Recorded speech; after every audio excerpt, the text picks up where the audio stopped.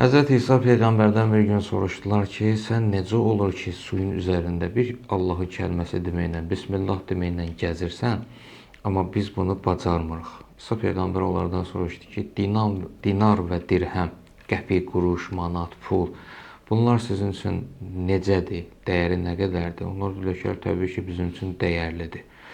Elə dinar və dirhəm qədər. Amma İsa Peyğəmbər buyurdu ki, mənim üçünsə dinar və dirhəm yerdə olan daş kəsəkdən heç bir fərqi yoxdur. Yəni əlimdə daş kəsək olsun və istər dinar, dirhəm olsun. Heç bir fərqi yoxdur. Ona görə, yəni dünya malı mənim üçün istər pul olsun, var dövlət olsun, istər daş kəsək olsun. Heç bir önəm kəsb eləmir. Yəni dünyaya bağlılığım yoxdur. Ona görə mən suyun üzərində gəzməyi bacarıram. Çox maraqlı bir məsələdir ki, hələ İsa Peyğəmbərin özündən nəql olunub bizim hədislərdə gəlib ki, İsa Peyğəmbər bu dünyanı bir qadına bənzədib. Bir qadına bənzədib ki, dünyaya gəlib gedən insanlar da bir növ bu qadından ailə qururlar. Və maraqlı bir məsələdir ki, bizim şəriətimizdə əgər kişi qadını boşayarsa, bu kişinin hüququdur, qadına təlaq vermək. Və məsələnin hissəsi də bundan ibarətdir ki, şəriətimizdə belə bir məsələ var, Quran-ı Kərimdə də var, hədislərimizdə də var ki, əgər bir kişi öz xanımını 3 dəfə boşayarsa, daha onu geri ala bilməz.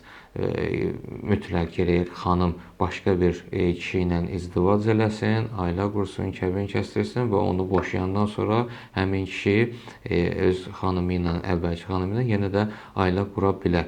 Yəni təlaq vermək şəriətimizdə kişinin hüququdur, qadının hüququ yoxdur ki, özü ərini boşasın, təlaq oxusun filan. Dünya da çox maraqlıdır ki, İsa Peyğəmbərin təbiricə desək, qadın ola-ola dünyada hər bir gəlib gedən insanla ailə qurur və dünya onu boşayır. Amma yeganə bir şəxsdir ki, o şəxsi dünya yox, o şəxs dünyaya təlaq verib boşayıb. O da kimdir? O da bizim imamımız, birinci imamımız Həzrət Əli ibn Əbi Talib əleyhissalam özü buyurur ki, ey dünya, get başqasını aldat. Başqasının ətəyindən yapış, başqasını azdır.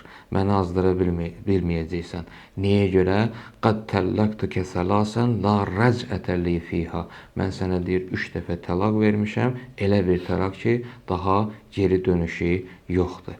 Deməli, Həzrət Əleyhissalam dünyaya olan rəğbətinin olmaması ilə bütün bəşəriyyətə nümunə olan bir şəxsdir, bir kəsdir, bir Allahın bəndəsidir və möminlərin də imamıdır. Hər bir kəsə nümunə olan bir şəxsdir.